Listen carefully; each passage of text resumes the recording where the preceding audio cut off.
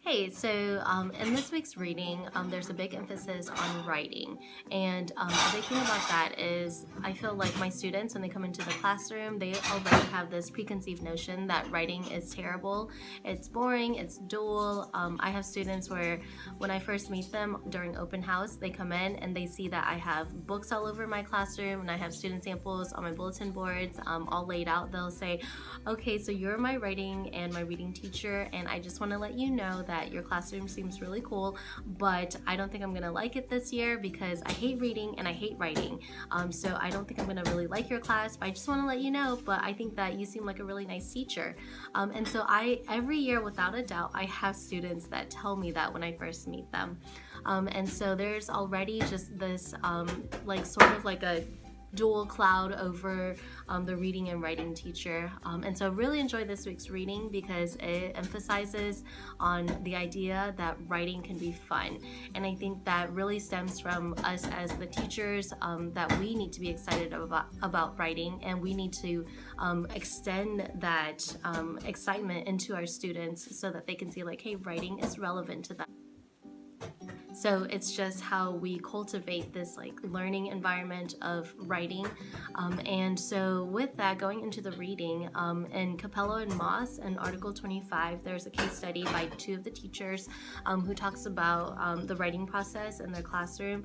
And one thing that really stood out to me was when one of the teachers focused on the goal that in her classroom, her goal is that she is going to build an author within her students, to create these mini authors so that they would become writers of themselves, that they would see the importance of writing, that they would take their writing, and that they would be able to have an audience where they can give their writing to. And so I feel like that's such a big goal. I think if we as teachers have that goal in mind, that hey, we are building authors, and that the students see like, hey, I am an author, then they will see the value of writing.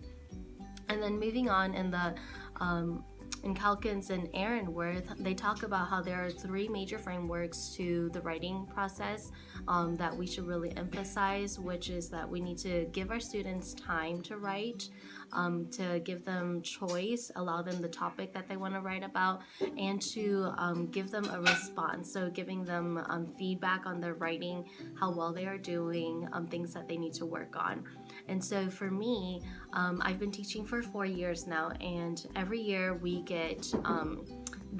our bubbles where it talks about how, based on the milestones, how do we do.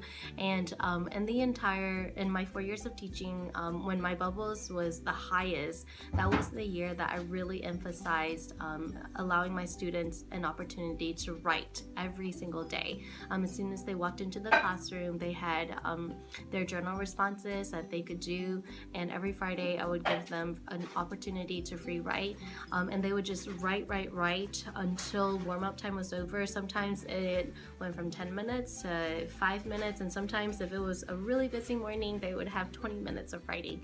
And then I would actually take their journals and I would grade them, and I would write responses on it. And then throughout the week, I would remember at least 1 or 2 things from each journal. And then as I saw my students in the hall or in the cafeteria, I would talk to them and say, hey, in your journal, you wrote about how you won a soccer game, and congratulations on that, and when is your next game? And I think when the students saw that, oh wow, she's actually reading our journal and she's talking to us about it, it made them want to write even more, and it encouraged them to write even better.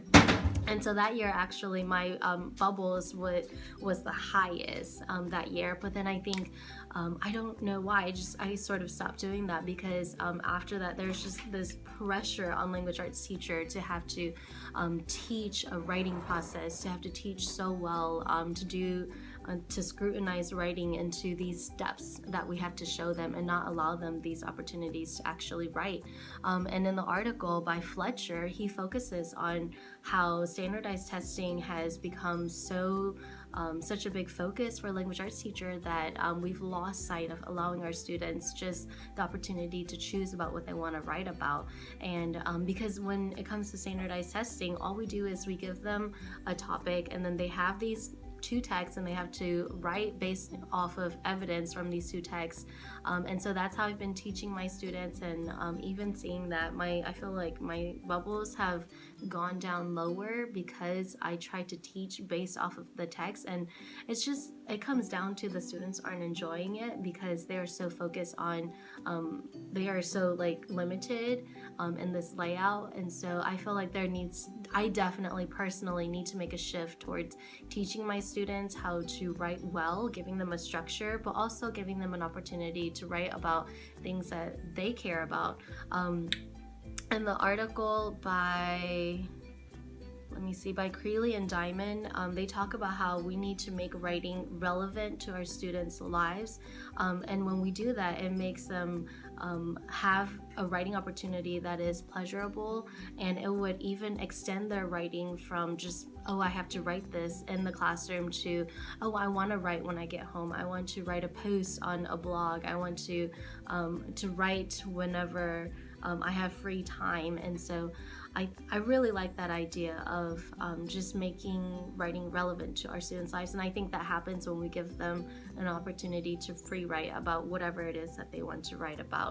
And the last thing is I read a blog post by John Spencer. He's a middle school teacher, and he wrote about 10 different instructional strategies that teachers can use in order to help reluctant writers love to write. And one of those that really stood out to me, he emphasizes the fact that teachers, we should share our own writing journals to our students. Maybe we can read like a diary entry that we wrote. Maybe we can share like a poem that we've written or something to our students to show them that, hey, you're not the only one writing. I'm also a writer too, and I love writing, and this is my passion that I'm showing you guys so that you guys become writers. And so for me personally, good thing I do enjoy writing. I think that I don't have a lot of time to write because I have a million other things that I need to do right now, although I do write all the time because I'm a graduate student right now. But for pleasure writing, I don't do as much of those, but I think that if I can bring more of those into the classroom, it would really encourage my students to love writing as well.